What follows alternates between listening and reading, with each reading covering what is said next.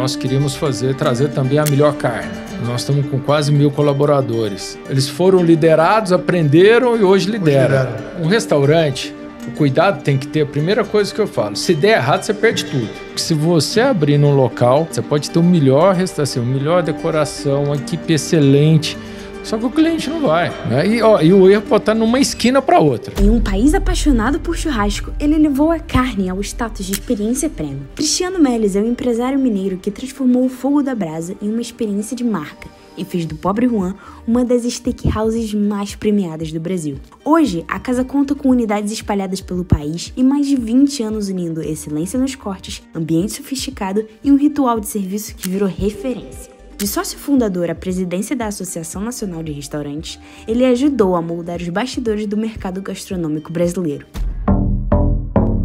Meus amigos e minhas amigas, estamos aqui em mais um Resenha Cast, o podcast de empreendedor para empreendedores. Hoje, o meu convidado é um cara super especial, é um amigo querido, é um cara que eu tava com saudades. Ele é o Cristiano Melles, dentre outras coisas, ele é o fundador da rede Pobre Juan. Porque, Cris, obrigado, irmão. Obrigado pelo seu tempo. Feliz de estar aqui. Super feliz que você está aqui.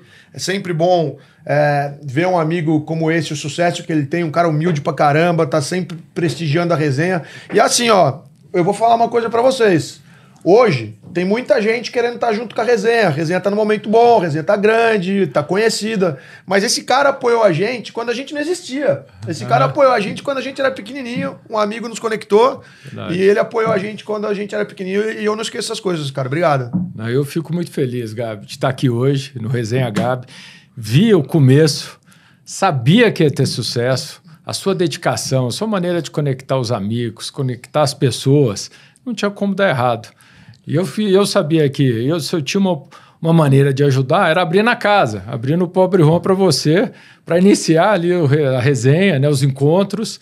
E hoje, eu quase caí para trás aqui, 196 eventos, 196 no ano. É, bicho, é um a cada 2 dias. Já decolou. Deus te ouça. E você tem feito isso, conectando as pessoas, troca de experiência, isso é muito bom. Obrigado, Cris. Agora, deixa eu te fazer uma pergunta, meu irmão. Hoje você é o Cristiano Melles, dono do Pobre Juan, fundador do Pobre Juan. Mas antes, cara, quem era o Cris lá no começo? Como que você começou a empreender? Da onde que você chegou na área gastronômica? Conta um pouquinho do começo dessa história. Então, eu sou mineiro, sou do sul de Minas. E desde cedo, nós somos produtores de café no sul de Minas. E desde cedo meu pai me deu uma autonomia, moleque, já para começar a ajudá-lo na gestão de venda de café, fazer CPR financeira, CPR produto. E eu ganhei uma experiência muito menino, muito novo. Todo mundo que mora ali no interior, minha cidade é São Sebastião do Paraíso, no sudoeste de Minas. A gente acaba saindo, fazendo colegial fora. Quantos habitantes tem lá, cara? Tem 60 mil. É um bairro aqui de São Paulo. E é uma cidade muito gostosa. E aí eu saí, fiz colegial em Ribeirão, comecei, depois fui morar fora, fiz intercâmbio, foi muito bacana, e voltei para São Paulo.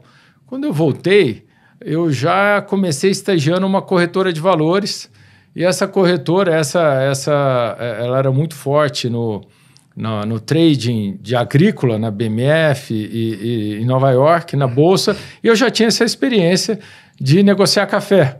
Então, comecei por ali. Eu acho que e essa corretora, depois eu fui para a mesa de Bovespa, fiz curso de trader, quando o trader você era trader de BMF no floor, no chão, aquela gritaria, aquela história toda, peguei isso ainda. E ali eu aprendi o que é a partnership. Porque ali foi uma história de sucesso, foi uma das primeiras corretoras a distribuir fundos a terceiros, foi uma corretora líder na mesa de dólar, Bovespa, DI, essa corretora chamava-se Hedging Grifo, que nasceu o Fundo Verde de lá, e ali foi uma escola. E estando lá na Hedging Grifo, surgiu a oportunidade naquela época, o Pobre Juan tem 21 anos, eu estava com meus 26, e aí naquela época você abriu um bar, uma boate, um restaurante. E aí veio o convite para nós abrirmos uma parrilla em São Paulo. E aí nós fomos lá para Buenos Aires, pesquisamos, conhecemos bastante da história E aí vimos e abrimos o Pobre Juan, mas era um encontro de amigos, não era para ser um negócio. Nesse meio tempo, a corretora foi vendida, nós fizemos uma das outras negócios que eu fiz, nós trouxemos o Burger King para o Brasil, desenvolvemos a área Nordeste, depois isso aí a 20 veio, comprou, né, o 3G comprou a Burger King lá fora. Eu sabia que você tinha trazido o Burger King no Brasil. Não, foi uma experiência, né, um aprendizado, não foi fácil. Só ter você trazer uma marca americana, tropicalizar, né? Não é fácil porque o Brasil é continental, então você tem que certificar os produtores, os produtos e quem faz, e tem que passar pela matriz americana, mas você imagina, você certificando só aqui em São Paulo, eu tinha que levar o produto para Recife, para Fortaleza, e a demora em certificação de produtores lá. Então, tem toda uma adaptação para que a gente chegasse a 100 lojas, e aí o negócio começasse a equilibrar. Mas depois a 20 veio, comprou dos franqueados, abriu capital, e hoje a Zamp, né? A empresa... Mas também foi um bom aprendizado aí nessa trajetória. Que legal, cara. Cris, hoje o Pobre Juan é um restaurante super premium, super conceituado. Como é que você e seu sócio lá atrás começaram conseguiram criar essa diferenciação de marca, cara? Como que você podia ser um restaurante de shopping, uma casa de carne normal, e você tem um restaurante super premium. Como é que é para criar uma marca diferenciada assim? Então, acho que eu tive um aprendizado grande com o café. Nós produzimos café de qualidade e o seu Ernesto Illy, que é da Illy Café, há mais de 30 anos atrás, ele começou a fazer um concurso de qualidade de café. Então, nós já produzimos um café premium, todo mundo brigava para ter o melhor café para vender, para participar do concurso e vender por um ágio para a Illy Café. E quando nós começamos com o Pobre Juan, nós queríamos trazer também a melhor carne. Aonde eu vou buscar a melhor carne? E aí para a melhor carne, ela vem de raças britânicas, que é o Black, o Angus, o Hereford e assim por diante, onde a grande parte deles está nos Pampas, que o Pampas tem uma parte no Brasil, no Uruguai, na Argentina, e a Argentina era uma grande produtora. E aí eu fui buscar quem eram os produtores que tinham esse olhar de qualidade, os frigoríficos. Então, desde o início, foi buscando a melhor qualidade, foi se diferenciando nesse sentido. E é o que a gente vem buscando essa trajetória de 20 anos, é busca de qualidade. A gente não abre mão. Então, hoje, lá no Pobre Juan, todo gado ele é confinado, passa por confinamento. O que diferencia? É que, como na agricultura, a irrigação, ela melhora muito, você sabe o que você vai colher, quer dizer, você tem uma homogeneidade da produção. Quando você coloca o gado no confinamento, durante aquele período, você trata da melhor maneira possível e você consegue ter um produto final muito homogêneo e de uma qualidade muito alta. Eu acho que um restaurante tem que ter essa importância de manutenção de padrão.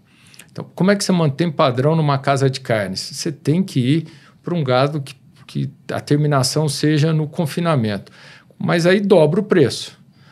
Então, você tem que fazer um trabalho muito forte de buscar direto, trabalhar essa qualidade e, ao mesmo tempo, converter num preço que seja competitivo para que você para que a qualidade ela equivale ali no preço para que as pessoas se sintam felizes ali, né, alimentando-se muito bem e que no final a troca seja saudável. É verdade aquela parada que eu ouço falar do gado escutar música clássica? Existe isso mesmo? Então, eles falam o seguinte, que lá no Japão, uma das linhagens que você tem é o Wagyu. E aí você tem uma história que no Japão, né, você passa lá 2, 3, 4 anos e eles colocam ele no ar, dão cerveja. Tem um pouco de folclore na história Mas tem alguns produtores que chegam até isso, né? Pôr música clássica, acalmar um pouco. Que loucura. Né? Mas isso é... Quase uma lenda, né? É, quase uma lenda. Quase uma lenda. Acontece, mas na grande parte não é a regra, né? Não é a regra. Cris, o que tem sido mais difícil, cara?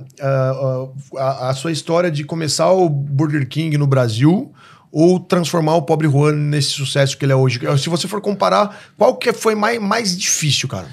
Eu acho que os dois tiveram dificuldades diferentes, mas o Burger King, a dificuldade, você traduzir o Burger King já tinha 11 mil restaurantes no mundo, estava começando no Brasil. É você explicar para um americano que aqui é um país continental como nos Estados Unidos, que ele não adianta ele achar que ele ter São Paulo como o centro para todas as homologações de produtos serem em São Paulo e esquecer que você tem um Brasil. E quando você vai fazer logística lá para cima, o seu CMV, que é o custo da mercadoria vendida altíssimo, era inviável. Outra coisa é construção de loja. Tinham itens na loja que não tinham homologação no Brasil. Então você tinha que adaptar. Você tinha que ter, e o McDonald's fez isso muito bem. Então nós procuramos... a dificuldade era, como eles tinham 11 mil restaurantes já para administrar, que preocupação que eles tinham em dedicar tempo ao Brasil de entender que isso aqui é o tamanho dos Estados Unidos e que aqui tem várias características tributárias, de regiões que eles deviam... por exemplo, não dá para homologar alface de São Paulo e mandar ela para Recife, por exemplo, entendeu? Ou tinha plantas de um próprio fornecedor de hambúrguer que também tinha no Nordeste, ele só queria homologar de São Paulo, sendo que era a mesma empresa. Então, tudo isso, até você acertar, nós perdemos muito dinheiro, você joga muito dinheiro fora, né? Aí depois de um certo tempo, eles entendem, sentem segurança em quem está operando lá de cá, vê exemplos como foi o McDonald's vão facilitando. No caso do Pobre Juan, os desafios você conseguir chegar nesse padrão de qualidade. Até então, as casas você tinha muito espeto corrido, né? Muito rodízio, mas quando você queria estabelecer essa régua alta de produção de carne, de qualidade, você tinha isso na Argentina. Quando entrou o Kirchner, que foi o presidente junto, eles travaram a exportação de carne para segurar a inflação lá. E você imagina como é que você consegue mudar toda a tua logística para a Austrália, para o Uruguai, aqui para o sul do Brasil, sendo o seu maior fornecedor por um motivo político para segurar artificialmente a inflação, parar de exportar carne. Então, quer dizer, foram situações distintas, mas todas elas, de alguma maneira, no Burger King, de como é que eu conseguia explicar para o americano que no Brasil tem particularidades que precisam ser seguidas para ter sucesso, porque várias cadeias vieram para o Brasil e foram embora. Até pouco tempo o Wendy's fechou. Você conta várias que tentaram entrar, o Carl Rock, que se eu não me engano, que faz um sucesso, fechou aqui no Brasil. Então, redes americanas ou de fora, o Fleming's, que é uma casa de carnes muito conceituada lá fora, veio para o Brasil, abriu uma unidade e fechou. Então, tem que ter esse entendimento. E no caso aqui do Pobre Juan, foi da gente, como é que eu estabeleci esse padrão de qualidade extremamente alto, de ter um fornecimento contínuo, e, obviamente, os desafios de crescer Brasil e tudo mais, pegar planos econômicos, governos e tudo mais, pandemia. Então, são desafios que os empreendedores, não só aqui, mas fora, têm de ciclos econômicos, né?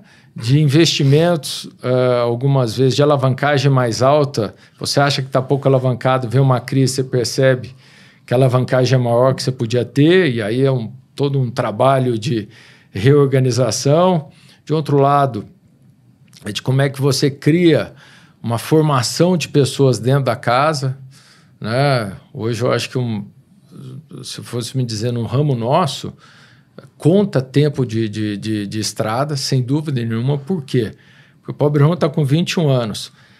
Nós estamos com quase 1.000 colaboradores. Vou te falar que 90% foram todos, começaram dentro do Pobre Juan hoje. Caramba! Hoje,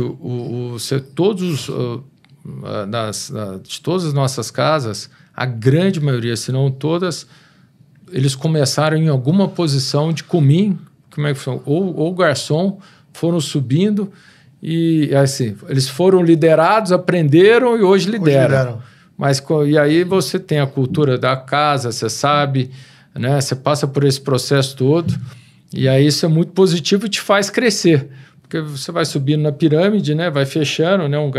Um cominho só para garçom, garçom só para maître executivo e gerente. E se você não vai crescendo, vai chegando, você vai perdendo bons talentos. Sim. Então você acaba sendo induzido ao crescimento para que esses talentos possam estar ocupando. Para poder dar vazão para os talentos, né? Vazão aos talentos. Legal. Cris, nessa jornada de 0 a 1.000 colaboradores, cara, teve alguma vez que você quase quebrou e como é que você reagiu, como é que você passou por cima? Porque como esse é um podcast de empreendedor para empreendedores, de empreendedores para empreendedores, é muito legal porque, cara, o empreendedor pequeno e médio, ele flerta com quebrar toda hora. Então, eu queria saber como foi isso daí na sua vida, se teve alguma situação. Sem dúvida, sim, claro. Tivemos, ali nos anos, nós fizemos uma expansão mais forte. A gente teve ali teve o primeiro governo Lula, foi organizado. O segundo teve uma expansão, né, de shopping centers pelo Brasil, abertura de novos shoppings, aquela história toda. A gente embarcou uma expansão Brasil. Na época a Selic era 7, entrou o governo Dilma, você passou, foram uns anos extremamente difíceis, a Selic saiu de 7 para 14, a gente estava tomado em banco, tinha feito uma expansão nacional, os shoppings ainda estavam numa maturação, porque um shopping novo, ele demora 3, 4 anos para as pessoas começarem a ter o hábito de ir consumir. Então, nós tínhamos um período ainda de bons shoppings ou ótimos shoppings, mas ainda não estando sem a maturação do volume de público que eles esperavam. Uma mudança de governo que, não sei se todo mundo se recorda, anos muito difíceis ali. Então, chegaram momentos ali da gente olhar e falar, rapaz, como que nós vamos sair dessa? Porque você tem uma pressão de dívida de um lado, você tem uma expansão e você tem que se organizar, operando cidades muito longe de São Paulo, né? Então, ali foram anos difíceis, mas que, vou te falar, na dor se aprende. Né? Não tem jeito, você tem que viver. A pandemia deve ter sido forte. E a pandemia foi dificílima. Você imagina você fechar completamente os negócios. Então, dia 18 de março, se eu não me engano, fechou todos os restaurantes. Você não está preparado para um movimento desse. E é um setor onde você precisa do capital de giro da venda, do cartão. Então, de um dia para o outro, você tem toda uma estrutura, né, de fornecedores, você tem colaboradores, fornecedores, de repente, pum, parei de faturar. Do dia para a noite. Achando que ia durar 3, 4 dias. Exatamente, achando que, eu lembro que, vamos abrir no Dia das Mães. Então, fechou em março, diziam que abriam, agora vai abrir no Dia dos Namorados, agora vai abrir para o Dia dos Pais. Quando foi ver, a coisa foi chegando, e ali, literalmente, estava todo mundo quebrado. Você fala assim, pandemia quebrou todo mundo, no nosso ramo. Se você olhar, sem faturamento, você tendo uma folha para pagar, você tendo uma dívida com fornecedores, você teve um auxílio aí no pagamento de aluguéis, foi muito importante, mas você tem uma estrutura ali pesada. E aí você tem que acreditar no negócio. Então, a gente aportou recursos nesse período, não seguramos os colaboradores, demos muita segurança para eles que a gente ia sair do outro lado. A gente já era uma empresa, já tinha 15 anos. Foi muito difícil, mas quem conseguiu passar por esse período e manter e ter aportado e ter mantido os empregos, as pessoas chaves, tendo confiança com os fornecedores, que todos eles apoiaram também, saiu mais forte do que entrou. Então, foram assim, essa expectativa de... e teve a segunda, né? Além disso, ela reabriu. Você lembra que teve a segunda onda aqui em março de 21, Sim. que fechou tudo de novo, né? E quando abria, o ruim é que abria meio restaurante.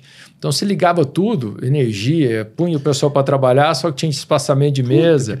Então, foram praticamente 2 anos trabalhando... trabalhando e sem margem nenhuma. Só que foi um problema para todo mundo. Não era só o pobre Juan, era o setor, não só o setor nosso, mas o setor de serviços, de eventos, com todo... E aí você tem que realmente chega uma hora que vale para todo empreendedor é acreditar no teu negócio. Falar assim, esse é meu negócio, eu acredito. Não é um problema que está localizado só em mim, vai passar. E vamos apostar. Agora dobrar a aposta. Agora vamos de all-in. Agora vamos de all-in. E foi o que aconteceu e eu acho que fez com que a gente, quando saiu preparado para retomar. E retomamos bem, abrindo novas casas, mantendo emprego, contratando mais. Graças a Deus. Então, pô... E hoje, Cris, do tamanho que o seu negócio está, sucesso do Pobre Juan, qual que é o seu maior desafio como líder e como empreendedor, cara? Qual que é o desafio? Agora a gente conversou bastante dos desafios do passado, das coisas que deram errado e que você teve que superar. Agora hoje, cara, no momento, qual é o seu maior desafio como gestor? Então, querendo ou não, quando você tem umas viradas dessa de taxa de juros no Brasil, você saiu de 2% a Selic para 15%. É difícil, né? Se você olhar friamente a 15%, você recua de qualquer novo investimento. Melhor deixar o dinheiro aplicado. Só que esse é um negócio que a gente olha sempre no horizonte de 10, 20 anos. E eu sou otimista com o país. Então, os desafios cara, tem que ter sangue frio e falar, vou continuar investindo. O Brasil, eu acho que independente aí da situação política, é um país dado ao crescimento, a ser protagonista. Você tem regiões do Brasil que crescem independente dessas capitais que nós conhecemos melhor. Você tem vários Brasis dentro do Brasil. Então, o desafio é manter um olhar de crescimento, que eu falei, se eu não crescer, eu perco meus talentos. E perder talento é duro, porque aí eu acho que começa a perder os talentos, você começa a deixar de dar esperança para os seus funcionários, colaboradores, de que eles vão crescer dentro da companhia, isso é muito ruim. Então, eu estou fadado a crescer, com qualidade. Aí, qual que são meus desafios? Isso aqui é varejo, então é location, localização, localização, localização. Então, o meu foco, buscar as melhores localizações. Depois é ver a alocação de funding e a formação das pessoas. Então, esse trio aqui de ter as pessoas certas para ocupar, acertar o ponto e sempre estar equilibrado na alocação de recursos, com o aprendizado que eu tenho, nunca alavancar demais, sempre ter um equilíbrio aí entre capital próprio, linha de banco, para não se apertar muito nas vacas magras, né? Boa, é saber equilibrar os pratos. Tem que equilibrar, tem que... Não pode ser muito ansioso de achar que tudo vai dar certo e pôr as fichas ou tomar uma dívida maior do que... Porque é o que eu falei, eu vivi lá em 2012. A gente tomou mais dívida do que eu podia. E quando o vento está de popa, o banco te dá dinheiro. Quando você se aperta um pouco, fecha a porta e sobe juros.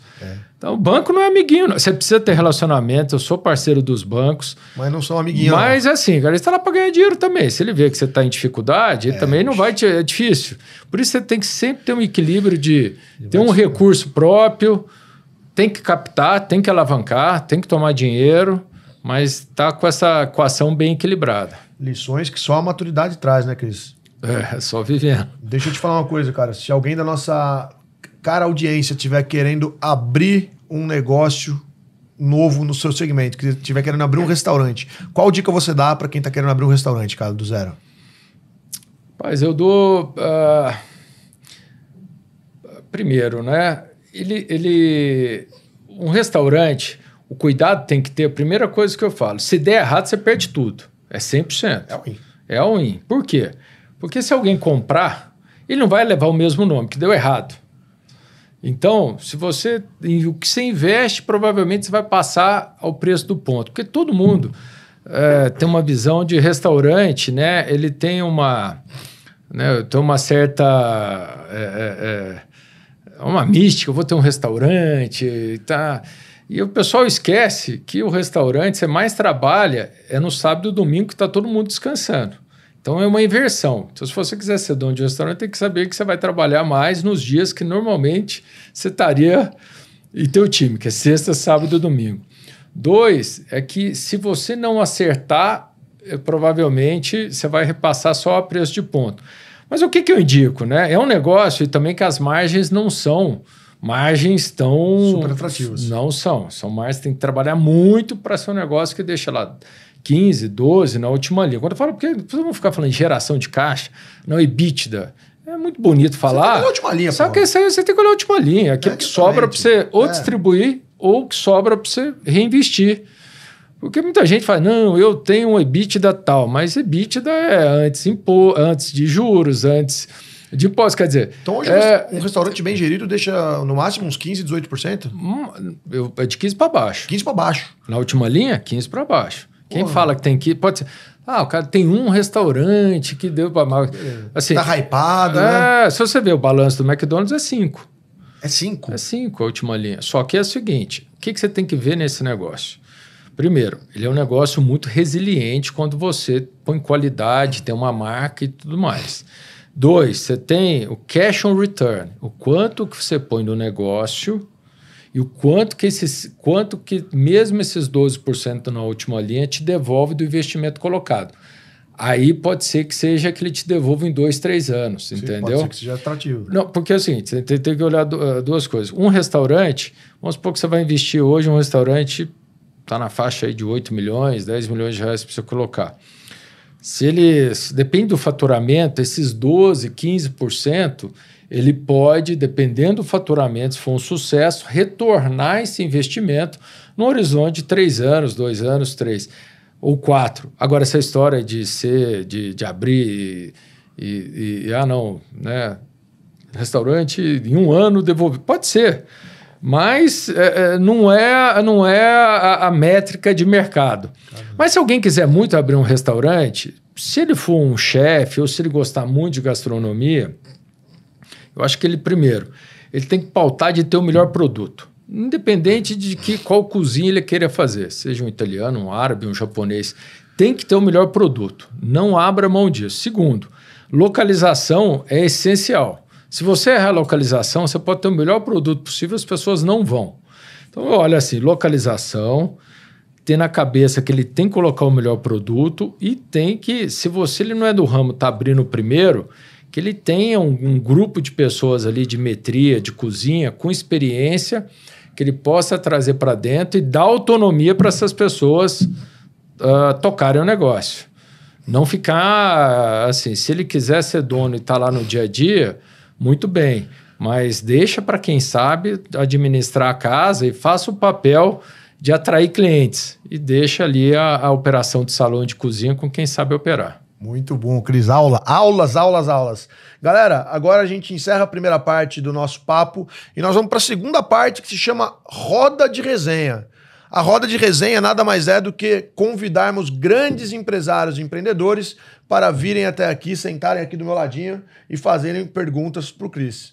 Valeu, Cris. Tamo junto, irmão. Vamos embora.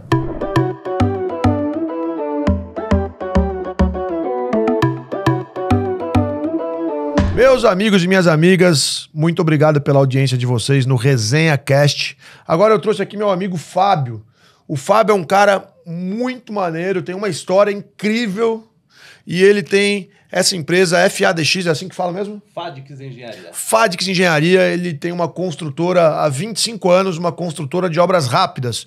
E eu convidei o Fábio para fazer 2 perguntinhas aqui para o Cris, para o nosso convidado especial. Fabião, contigo. Toca a primeira pergunta aí. Vamos lá, Cris, muito prazer. Fábio, prazer é meu, viu? Vamos lá. O que eu conheço um pouquinho da sua história, da época do BK, tudo. Participei aí nessa etapa aí de construção também. Mas vamos lá. Falando em Pobre Juan, nós, como empresários, sabemos o quão difícil é conciliar padronização e qualidade ao mesmo tempo. Mas, com certeza, alguém que consegue fazer isso muito bem é você. Eu acho muito isso, eu acho você muito fera. Então, eu quero entender qual é o seu diferencial na maneira de captar a equipe e garantir esse nível de atendimento, qualidade e padronização para os seus clientes. Então, Fábio, prazer estar aqui, viu? A gente que viveu lá o Burger King, parte do que eu disse da importância dessa tropicalização era ter pessoas como o Fábio, que pega aquele projeto que vem quadrado americano, que já tem estipulado até a marca da maçaneta, só que a maçaneta não tem no Brasil. E aí você tem que explicar como é que tem para não ser uma obra impossível de ser executada, né? E essa era como a gente colocava os Burger Kings para... Depois começamos a desenvolver. Então, mas padronização, eu acho que você tem que... Minha sugestão, você tem que ter uma certificação. Dentro dessa certificação, seguir uma certificação. E aí você vai ter lá, ó, quanto peso, o que, por exemplo, no caso do boi, o que ele vai comer, a raça, se tem rastreabilidade. Então, você tem um book que você segue uma certificação e você só passa a comprar ou ter se aquele produtor segue essa certificação. Então, a probabilidade, se ele seguir aquilo, de dar um produto final que a gente está esperando é muito grande. Então, eu acho que passa muito por isso. Então, para todos os nossos produtos, a gente tem um documento onde a gente fala o que a gente quer e como é que tem que ser feito. E, obviamente, depois a gente faz o check se aquilo, se na saída está sendo exatamente... E aí, no caso aqui de carnes, a Comunidade Europeia tem certificações extremamente restritivas de qualidade. Então, a gente pega, copia, a gente não reinventa a roda, fala, eu quero a certificação europeia de compra de carne premium. É essa que entra dentro do Pobre Juan. Então, o pessoal já se dedicou, já fez, já acertou. Isso é uma coisa que eu falo aos empreendedores. Gente, vamos reinventar a roda, não. Tem muita coisa pronta. Você pode usar manuais e certificações para te ajudar no teu negócio. É o básico bem feito, né, Cris? É o básico bem feito. E aí, o que a gente, Fábio, tem hoje lá para treinar, nós temos uma universidade interna de treinamento. A gente faz muita coisa dentro de casa para ir treinando esses nossos colaboradores para que eles tenham familiaridade, saibam conduzir e pedir e ver se o produto está chegando, respeitando essas certificações que nós exigimos. Que legal, que legal. É literalmente martelar ali na cabeça de todos a ideologia da marca, né? E buscar qualidade. E tem, no caso desses produtos, para todo produto que você for, você vai ter aqueles produtos premiums que seguem uma certificação para chegar nele. Então, isso vale para azeite, isso vale para o Ramon, isso vale para carne, isso vale para uma... Né? E aí a gente segue, paga-se mais caro com isso, não tem jeito, né? É uma coisa que a gente diz, produto bom produto caro, sim. Não tem jeito. Muita gente corre o risco em restaurantes e quando muda, não, vou mudar um pouquinho a qualidade do produto que eu estou apertado. Eu falei, não faça isso. Se você se apertou, a última coisa que você tem que fazer é procurar mexer no seu... todo mundo morre de medo, fala assim, não vai um fundo entrar, primeira coisa que o fundo faz é mexe aqui para ganhar CMV. Isso é um tiro no pé. Então, mantenha o produto, mantenha a qualidade, mantenha a hospitalidade, não suba, né, não coloque um preço agressivo para tentar reverter logo um downturn que, se você tiver paciência, como eu falei, passei algumas marés baixas aí, mas no final precisa ter um pouquinho de resiliência e sair do outro lado. A receita do sucesso, é isso aí. Legal. Bom, vamos lá. Agora um pouquinho de você, Cris. Sua trajetória iniciou-se muito jovem, trabalhou no mercado financeiro, liderou a expansão do Burger King, do Pobre Juan, agora também. E com toda essa bagagem, experiência que passou é tudo, né? É muito válida. Qual é a sua visão para o futuro no setor de alimentos e sua perspectiva pessoal? Então, o setor nosso, apesar de eu ter falado aqui mais cedo que tem que ter cuidado em abrir restaurante e tudo, eu sou muito otimista, porque você tem, com refeição fora de casa, ele é um trend que ele vai acontecer como foi a questão do dinheiro para o cartão de crédito. Independente se a economia está ruim ou está boa, todo mundo saiu do dinheiro, né? E foi para o cheque, do cheque, hoje é cartão, ninguém mais usa cheque. Por quê? Porque você tem um jovem, né, comendo muito mais fora de casa, a mulher no mercado de trabalho. Hoje, essa história de você ter funcionário está ficando, né, já não é como foi lá atrás, que você tinha quem cozinhava. As cozinhas dos apartamentos novos são muito mais cozinha-shows. Então, você tem todo um movimento, não só aqui no Brasil, mas fora, das pessoas ou pedirem delivery em casa ou saírem para consumir fora de casa, né? Então, é um ramo que tem crescido, ele é muito resiliente. Independente de você ter, não são margens altas, mas ele é muito resiliente e ele vem crescendo ano a ano, independente de você ter a economia crescendo ou caindo. O consumo de alimentação fora do lar, ele vem se expandindo e tem também, obviamente acelerou com a pandemia, mas aquela questão do delivery em casa, né? Eu acho que todo mundo hoje pede 1 ou 2 dias delivery em casa ou mais. Antes era a pizza do domingo, né? Sim. Hoje não, hoje e chega com muita qualidade. Na pandemia todo mundo aprendeu a fazer bem o delivery.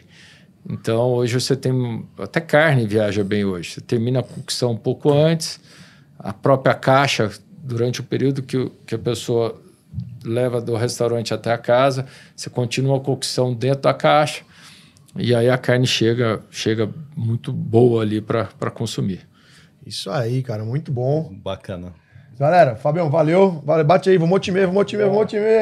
Agora, meus amigos, minhas amigas, empreendedores e empreendedoras que fazem parte da nossa querida audiência do ResenhaCast, estamos aqui com meu amigo Yuri Melo. Ele é founder, dentre outros negócios, da Cozy.ai, que é uma plataforma de inteligência artificial e delivery para restaurantes. Então, acho que o papo vai ser bem bom. Creio que as suas perguntas pro nosso querido convidado. Trouxe nem a fichinha, tá marrento, hein, pô? Cara, é que eu vivi tanto esses problemas e as dores de restaurante que tá na ponta da língua. Perguntas, né, pô, podia ficar um dia inteiro conversando, só aprendendo com esse cara aqui. Bora lá, contigo, meu irmão. Cris, obrigado, cara, pelo teu tempo. Parabéns pela história. Comentei rapidamente, mas também tive restaurante por 8 anos e vendi para um grupo. Tinha uma empresa de catering, tinha uma indústria de alimentos congelados e uma rede de restaurante lá em Curitiba. E você falou um pouquinho dos principais critérios para expandir, né? Separei 2 perguntas, uma sobre minha experiência com restaurante, para pegar teus aprendizados, e uma mais de futuro, falando de inteligência artificial também. Mas a primeira, você falou, cara, location, né? Quando a gente está expandindo, acho que o pessoal erra e talvez seja um ponto que aprender com os erros dos outros não é tão comum no nosso setor. Né? A gente não consegue pegar muita experiência para com quem eu converso e tudo mais, networking, de quem já expandiu, não é tão comum. A maioria, 80% dos restaurantes no Brasil são family business, barriga no balcão, né?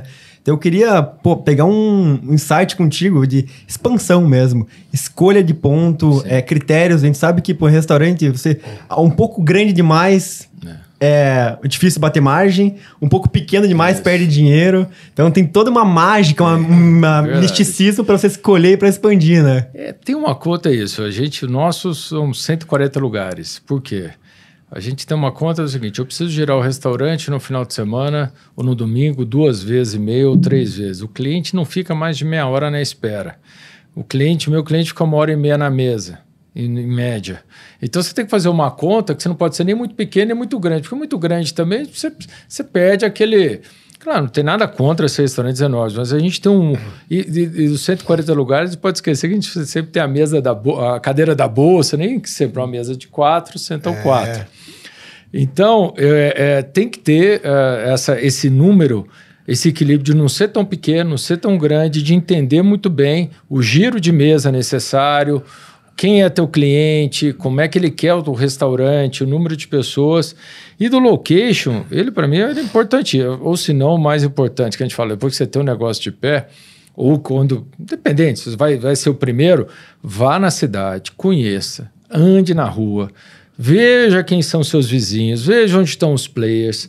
Tem que viver, não adianta, tudo bem, você tem um monte tem softwares hoje, você contrata, vai dizer, as localizações são essas, tudo bem, ele dá o bairro, dá a rua, mas vai ver, vai lá, investe tempo nisso, porque se você abrir num local que não seja nota 10, tem que ser para o negócio, 9, 10, você vai passar perto, você pode ter o melhor restauração, melhor decoração, uma equipe excelente, só que o cliente não vai, né? E o erro pode estar numa esquina para outra, sabia? Então tem que conhecer, invista bastante tempo, tenha certeza de que aquela localização ela é favorável, e aí, mas não deixa de visitar não, vá lá, ande, visite, sente, conheça. E vários dias também, né? Vários momentos do dia, vários dias de semana. Sim, vai final de semana, perfil, e os perfis de restaurante são muito distintos, porque você tem o executivo no almoço, aí, né, o executivo está ali trabalhando, aí à noite, durante a semana, você tem casais, e também você tem alguns executivos que saem de um trabalho. Aí no final de semana você tem a família, você tem as 3 gerações, é o avô, à noite, o filho, por causa do neto. vinhozinho, à noite, por causa do vinhozinho, a receita é maior, né? Então, o vinho à noite é maior, você tem os casais, e você o tempo tem de os mesa amigos. também é maior à noite. Então, você tem que ter um restaurante que atende, na minha visão, você está pronto para atender. O final de semana que você tem várias mesas de amigos, e a gente brinca das 3 gerações, que são as famílias, né? Muitas vezes você vê lá o avô, o pai e o neto, né? O avô, o filho e o neto. Ser gostoso para receber casais à noite. Então, no caso nosso, no Pobre tem só luz indireta, velas, uma música. E também ser ali um restaurante que possa almoço de semana. E engraçado que a pandemia mudou um pouco, então a quinta virou sexta. No nosso caso tá bom, porque a sexta continua forte, mas a quinta ficou muito forte, que não era tanto, porque tem muita gente tirando a sexta-feira ainda, uma sexta-feira off, né?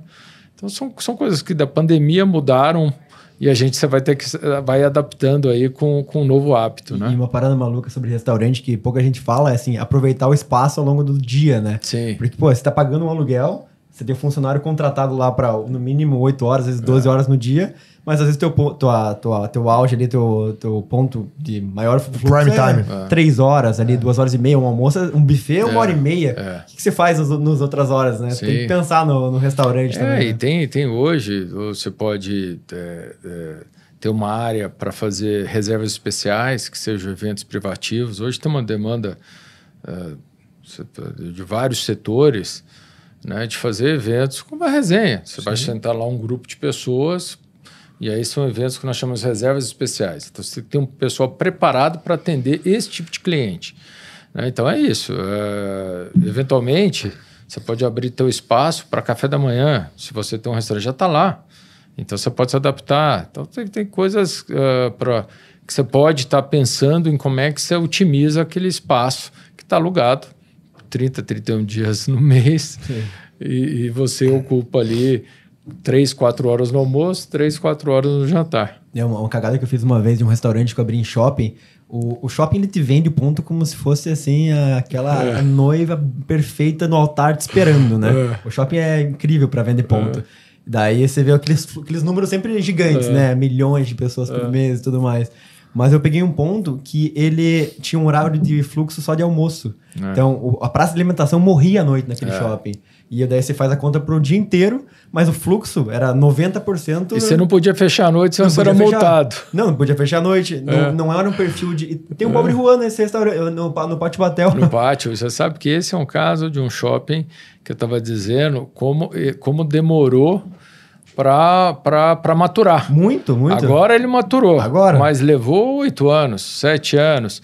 Agora, porque também, né? São bons operadores, uma família ali que administrou, mas demorou foi uma gama de shoppings que abriram e que levam um certo tempo.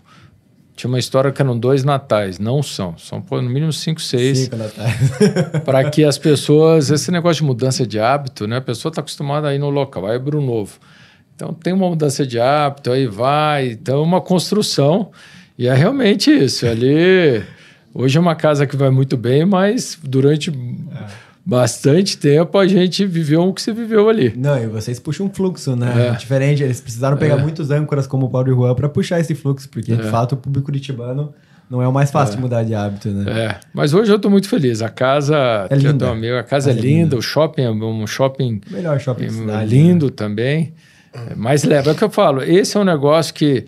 Ali o ponto era certo, nós estamos no melhor lugar do shopping, o shopping eu não tinha dúvida que seria um shopping... que esse shopping é lindo, tem as marcas internacionais, está num bairro, não tem a densidade comercial, mas é um bairro ótimo, residencial, só que levou mais tempo a maturar. E aí você tem que ter segurança. Eu estou no melhor ponto, ter o melhor produto, é uma questão de tempo. E é resiliência e parceria com o shopping. Aí já é uma conversa franca. A gente fala, tá difícil, aí um estende a mão para cá, outro estende para lá e vamos até que você entra aí num ciclo aí, depois do shopping, com a maturação do shopping, da operação num ciclo positivo. Mas tem que segurar a bronca por um tempinho, né, cara? Desculpa me estender demais. Não tem problema nenhum, cara. Mas falando de um pouquinho de futuro também, né, que eu saí do ramo, mas continuo no ramo com tecnologia, né? E eu sempre brinco assim com amigos, eu tava na FISPAL agora, tava no IMB, e eu tava com uns amigos lá e falei, cara, parece que o restaurante sempre tá 10 anos atrás quando se fala de tecnologia, né? Tipo, você fala, há 10 anos atrás, qualquer e-commercezinho já era especialista em fazer traqueamento, jornada do cliente, tecnologia para fazer recompra. E a gente parece que é muito lento para absorver tecnologias, né? Eu queria saber muito a tua visão de, no mundo de AI, no mundo que tem tanta coisa mudando nos nossos hábitos de consumo também com internet. A gente fala que SEO, marketing vai... Cara, tá mudando demais, né? Vários sites perdendo relevância, com o Google perdendo relevância também. Como é que você vê o futuro, vamos dizer assim, da tecnologia para os restaurantes? O que vocês têm aplicado de tecnologia e principalmente, assim, falando de relacionamento com o cliente. Eu tenho que falar um pouquinho do meu mercado, que é tecnologia para relacionamento com o cliente. Que é o restaurante, muitas vezes, o cliente vai na loja ou pede um delivery. Depois que ele termina a experiência, eu esqueci o cliente. Não falava com ele. Tava lá na casa dele e, um site, uma empresa como a tua lá, você tinha tracking, impactando o tempo todo. Quantos restaurantes que você come às vezes você tá anos indo no mesmo restaurante e esse cara já conversou alguma vez com você? Nunca te impactou. É verdade. Como é que você vê essa... Então, eu cheguei agora, a gente estava numa conferência em Nova York. Como é que é nos Estados Unidos que facilita um pouco mais do que no Brasil? Os bons restaurantes nos Estados Unidos, provavelmente eles saem todos eles bucados. Ou seja, você faz reserva e aí você senta. E aí a reserva, ela hoje, e tem vários sites, tem o Seven Rooms, tem no Open Table, ele praticamente é o CRM para você dar o feedback. Então não tem nenhum restaurante que você não fez via reserva que não te chega algum e-mail de volta te perguntando como é que foi a experiência e tudo mais. Aqui no Brasil está começando a aumentar bastante por reserva, mas a grande maioria ainda vai. É um WhatsApp aqui, é uma ligação com o gerente do restaurante, aquela história toda vai. E você tem o cliente, mas você não tem como é o hábito. O teu gerente da casa sabe exatamente o hábito daquele cliente, mas a empresa muitas vezes não conhece porque você não tem isso dentro de um banco de dados. Não tem os dados, de fato. Não tem os dados. Então, na tecnologia, o que a gente tem buscado? Como o Pobre Juan está numa linha muito de experiência, eu acho que a gente ainda tem uma fortaleza eu fico vendo, por mais que as tecnologias, tudo... Quando você vai no mais premium do que você está propondo, que eu estou no mais premium carne, estou num ambiente muito agradável, tudo, eu acho que a mesa ainda é onde as pessoas se confraternizam, tudo. Então, ainda independente da tecnologia estar acelerada ou não, aquele ato de estar ali almoçando ou jantando, ele continua muito... Eu não vejo assim uma troca muito grande para a pessoa começar a fazer em casa ou pedir um delivery, porque é diferente a experiência. Agora, o que a gente tem feito? Por exemplo, hoje eu não faço mais o pedido no papel. Imagina, ali no papel, ele até um POS, o gerente, anotar. Para ir hoje, não. Hoje Tablet. Hoje está ali, o POS é no tablet. A cozinha está muito mais moderna. Né? Hoje você tem fornos combinados, uma série de coisas que melhoram, acertam muito mais a qualidade do produto. Então, o que você tem de tecnologia embarcada na cozinha, cada vez mais, tem feito com que você tenha um padrão melhor de qualidade. Então, essas coisas estão acontecendo. Mas quando você vai olhar assim, já no fast food ou de outro, você vê hoje o totem lá, praticamente todo mundo indo no totem, digitando, recebendo ali o produto, né?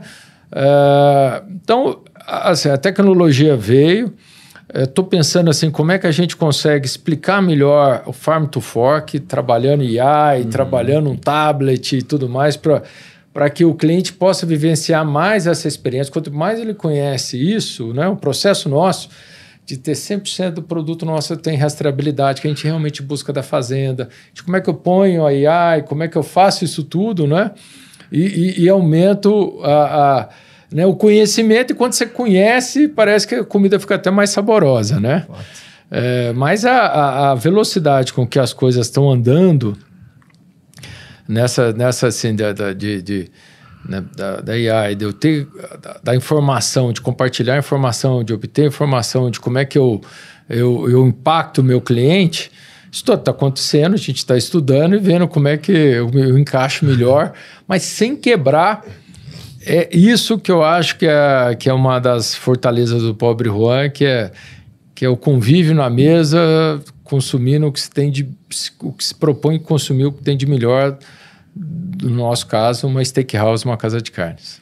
Isso aí. Não, é engraçado, a gente atende alguns restaurantes mais high-end, assim, e parece que o cliente que é focado em delivery, o restaurante que é focado em delivery, fast food ou casual, assim, ele quer fazer marketing, ele quer, tipo assim, interagir com o cliente. Quando você pega um restaurante, por exemplo, pega o Willy de France, lá de Curitiba, lá, que é um francês high-end, ele quer relacionamento. Relacionamento, é isso. Ele quer, assim, e aí a nossa IA faz uma conversa que parece um gerente conversando. Ô, seu João, como é que foi a tua experiência na semana passada? Pô, queria te oferecer um desconto. Por que você foi naquela semana passada? Então, não é um negócio que é spam, não é um negócio que todo mundo tem. Por que você foi no Pobre na semana passada? Queria te convidar para um evento. É isso, eu acho que esse mercado de como é que eu tenho um CRM ativo é um desafio de todos. Porque a gente não tem, nos Estados Unidos está mais dado, porque a reserva ela te faz. Aqui não tem reserva, então, assim... soluções como a sua, Yuri, vem de encontro com uma demanda que hoje existe. Como é que eu me relaciono com o cliente sem ser invasivo, né? Sem estar ali e é nessa troca. E é importante, e é verdade, eu não invisto o marketing nosso, não existe melhor marketing do que investir na própria operação. No nosso caso, porque se eu começar a pôr outdoor, o povo fala, mas o que você está por outdoor?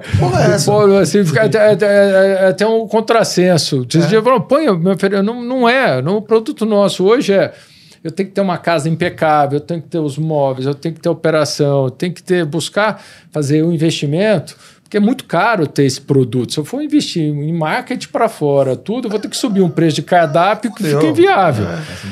Então eu prefiro o seguinte, deixa eu investir na operação, e acho que a recorrência do boca a boca, mas tendo tecnologias como essa aqui, lembra o cliente, ou dá essa atenção de como é que foi, pega o feedback, porque muitas vezes o cliente não fala do problema, e aí você passa batido. Então, de uma pergunta, foi boa, não foi, né, o que você tem de sugestão para ser uma experiência melhor, ou se foi, o que você mais gostou, porque é uma maneira de eu elogiar o meu time e falar, vamos continuar, que essa é a linha, o cliente está elogiando, vocês estão de parabéns. Isso aí. Boa, galera, vamos time. Valeu.